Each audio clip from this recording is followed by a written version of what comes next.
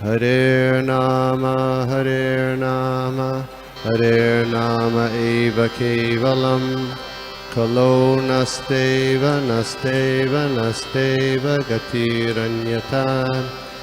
हरेर्नाम हरेर्नाम एव केवलं खलो नस्तेव नस्तेव नस्तेव गतिरन्यथा।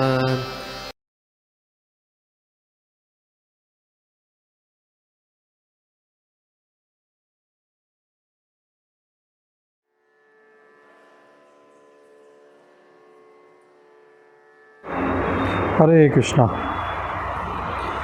तो अपने हिंदी व्हाट्सएप ग्रुप के सभी भक्तों का हार्दिक स्वागत है आज के सत्र में। तो आज के सत्र में हम देख रहे हैं भगवद गीता के तीसरे अध्याय का श्लोका नंबर 20। तो श्लोका शुरू करने के पहले चलो हम सारे वैष्णव आचार्यों को प्रणाम करते हैं, श्री प्रभुपाद जी को प्रणाम करके आशीर्वाद लेते हुए हम इसे समझने का प्रयास करते हैं। ओम अज्ञानतिमिरान्धस्य ज्ञानाञ्जनशलाकया चक्षुरुन्मीलितं तस्मै श्रीगुरवे नमः। मूकं करोति वाचालं पंगुं लङ्घयते गिरिं यत्कृपातमहं वन्दे श्रीगुरुदिनतारिणं परमानन्दमाधवं श्रीचैतन्य ईश्वरम्। हरे कृष्णा। तो चलिए श्लोका देखते हैं हम लोग। कर्मण्येव हि संसिद्धिं आस्थिता जनकादयः लोकसंग्रहम् एवापि संपश्यन् कर्तुम् अर्हसि। अर्थात जनक जैसे राजाओं ने केवल नियत कर्मों को करने से ही सिद्धि प्राप्त की, अतः सामान्य जनों को शिक्षित करने की दृष्टि से तुम्हें कर्म करना चाहिए। हरे कृष्णा।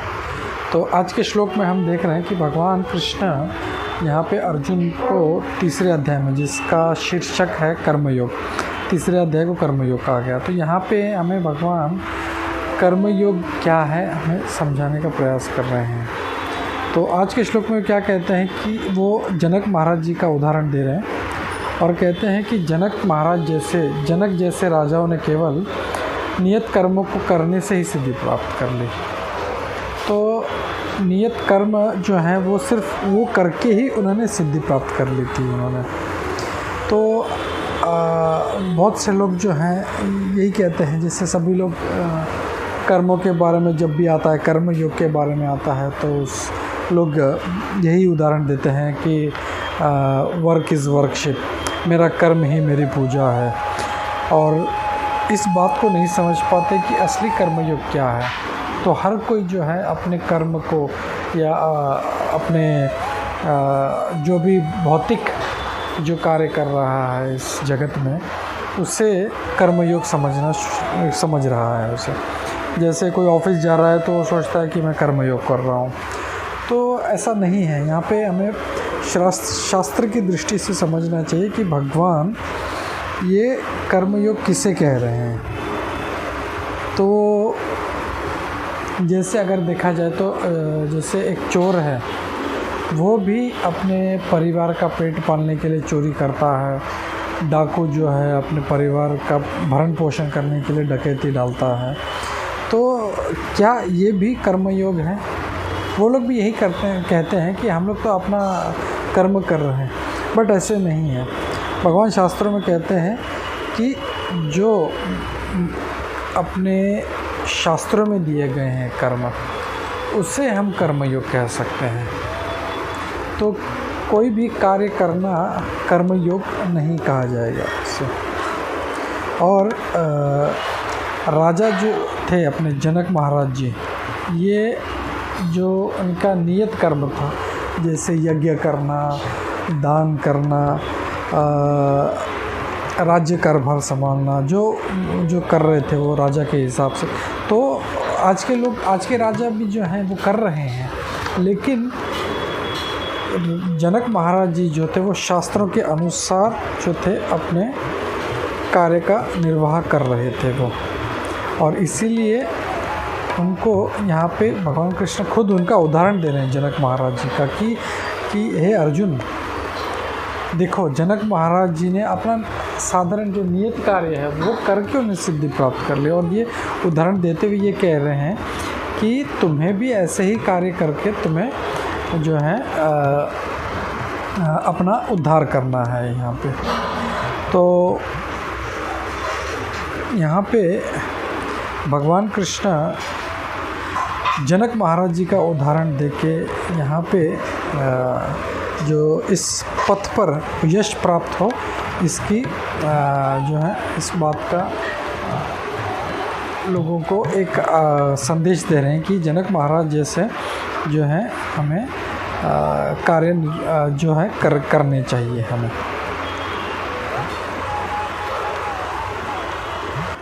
और यहाँ पे भगवान कृष्ण भी जनक महाराज जी जैसे महान भक्तों का उदाहरण देके यहाँ पे ये समझाने का प्रयास कर रहे हैं। तो जैसे हम लोग भी आज भी देखें, आज के भी जगत में जो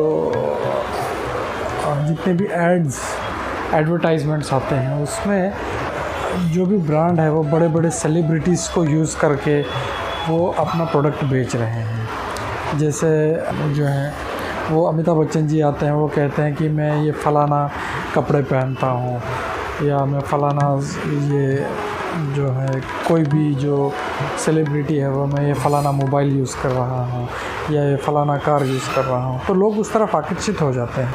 तो यहाँ पे जो है भगवान कृष्ण महान व्यक्तित्व का जो है उदाहरण देते हुए ये समझाने का प्रयास कर रहे हैं,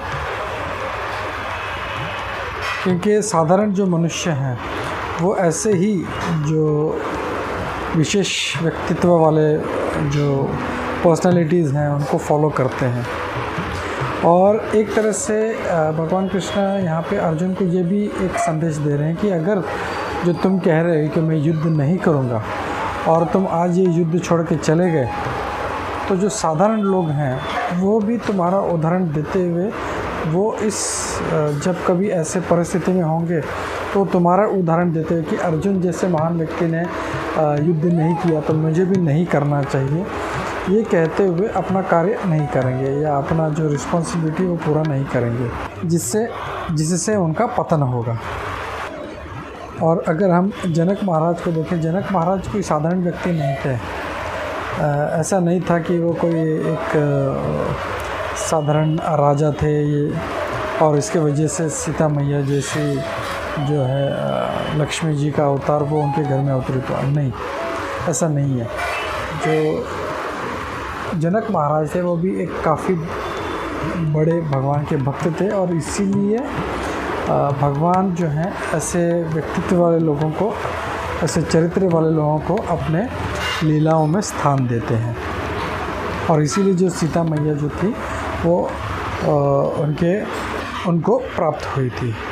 और दूसरा अगर देखें तो जनक महाराज जी का भागवतम में वर्णन दिया गया है कि वो 12 महाजनों में से एक है। जैसे श्रीमद् भागवतम के 6ठे स्कंद के 3रे अध्याय के 20वें श्लोक में कहा गया, स्वयंभू नारद शंभु कुमार कपिलो मनु प्रहलादो जनको भीष्मो बलिर्वैयासकी वयम् द्वादशेते विज्ञानिनो धर्मं भागवतं भटाः गुह्यं विशुद्धं दुर्बोधं यं ज्ञात्वामृतमश्नुते।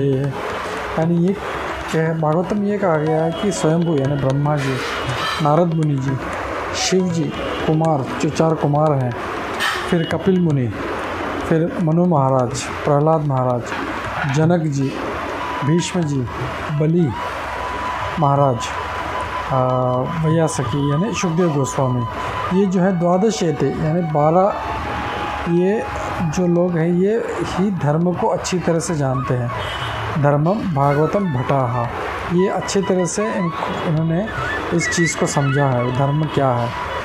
और अगर कोई इनसे अगर समझ लेता है तो उनको तुरंत जो है वापस भगवत धाम को प्राप्त कर सकते हैं। तो जनक महाराज जो है उनका श्रीमद् भागवतम में वर्णन आया कि वो 12 महाजनों में से एक हैं। तो जनक महाराज जी का जो चरित्र कितना महान है, एक और हम लीला से समझ सकते हैं कि एक बार ऐसा हुआ कि जनक महाराज रोज़ जो है वो हरि कथा सुनने के लिए जाया करते थे। तो वहाँ के जो कथाकार थे वो हमेशा वो उनका आने का आगमन करने का वो राह देखते थे और सारे आ जाते थे, फिर भी वो जो है कभी वो कथा शुरू नहीं करते, प्रवचन शुरू नहीं करते थे। जब जनक महाराज आ जाते थे तो वो कथा शुरू करते थे। एक दिन जो ये जितने वहाँ के जो उपस्थित गण थे वो सोचते थे ये राजा जैसा इतना जो भौतिक व्यक्ति है, एक राजा है, राजपाट में है, ऐशो आराम में है, तो ऐसे व्यक्ति के लिए हरि कथा क्यों रोकते हैं ये महाराज।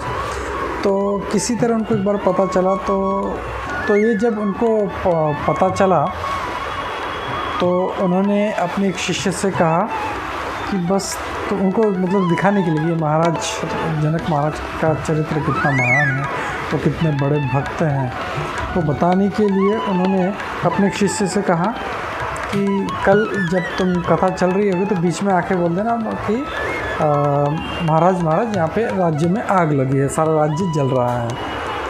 तो उसने कहा ठीक है। और जब ये दूसरे दिन भी जब कथा हो रही थी तो बीच में जब थोड़ा सा शुरू हो गया तब ये उनका शिष्य आया और ज़ोर ज़ोर से हाहाकार करने लगा, महाराज सारे राज्य में आग लगी है, पूरा राजमहल पूरा जो जल रहा है, सारे राज्य में सब जगह पे आग फैली हुई है। तो ये जब उन जो लोग थे जो महाराज के चरित्र पे संशय कर रहे थे तो वो तुरंत जो थे मतलब अपनी अपनी कुटियों में भागे। उनके पास कुछ भी नहीं था, सिर्फ कॉपिन थे, लंगोट थे। वो बोले अरे हमारा लंगोट जल जाएगा, हमारा लंगोट जल जाएगा। छोटा मोटा जो सामान था वो उसका बचाने के लिए दौड़ पड़े। लेकिन जो जनक महाराज थे वो वहीं पे बैठे रहे। उन्होंने तुरंत अपने एक जो उनके साथ जो मंत्री था उसे बुलाया और उसे क्या करना है सारा निर्देश देके वो वहाँ पे बैठ के वो अपना आराम से हरि कथा सुनते रहे। तो जब ये जो शिष्य थे जो दूसरे बाकी जो महाराज का चरित्र पे संशय कर रहे थे, जब उन्होंने जाके देखा तो कहीं पे कोई आग नहीं लगी थी, सब सामान वैसे के वैसे था। और जब वो वापस आए तो देखा कि कथा चल रही है और जनक महाराज अपने बैठ के अपना शांति से अपना कथा सुन रहे हैं, उनको कोई परवाह नहीं राज्य में आग लगी है क्या। तो उन्हें बहुत शर्म आई कि हम इतने जो बहुत ही तुच्छ वस्तु है हमारी लंगोट, उसको बचाने के लिए हम लोग भाग दौड़ पड़े थे। और महाराज का सारा जब खबर आई कि सारा राज्य जल रहा है फिर भी उनको कोई चिंता नहीं पड़ी और बैठ के हरि कथा सुन। और तब फिर जो कथाकार थे उन्होंने उनको जताया कि देखिए कि आप लोग के कितनी आसक्ति है और ये महाराज राजा होते हुए भी, इतना बड़ा राज्यपाट होते हुए भी इन्हें अपने राज्य से कोई आसक्ति नहीं है। तो इससे भी हम जो हैं भगवान के भक्त कैसे निरासक्त रहते हैं अपने भौतिक ऐश्वर्य से, ये हम लोग सीख सकते हैं। और ऐसा ही जीवन जो है एक भक्त को जीना चाहिए। और इसीलिए जो है भगवान कृष्ण यहाँ पे जनक महाराज जी का उदाहरण दे रहे हैं कि जनक महाराज जो थे अपना नियत कार्य करते हुए भी जो थे उन्होंने सिद्धि को प्राप्त कर ली। तो हमें भी ऐसे ही जो है निरासक्त रहते हुए, भले हम अपना जो भी कार्य कर रहे हैं उससे आसक्ति नहीं करना, जो भी भगवान की कृपा से जो भी जिस भी अवस्था में हैं हम लोग उसको भगवान का प्रसाद समझकर, उसको भगवान का कृपा समझकर अपना जो है जीवन निर्वाह करना चाहिए और उसे भगवान की सेवा में उसका उपयोग करना चाहिए। और आगे श्री प्रभुपाद जी तात्पर्य में एक बात और कहते हैं कि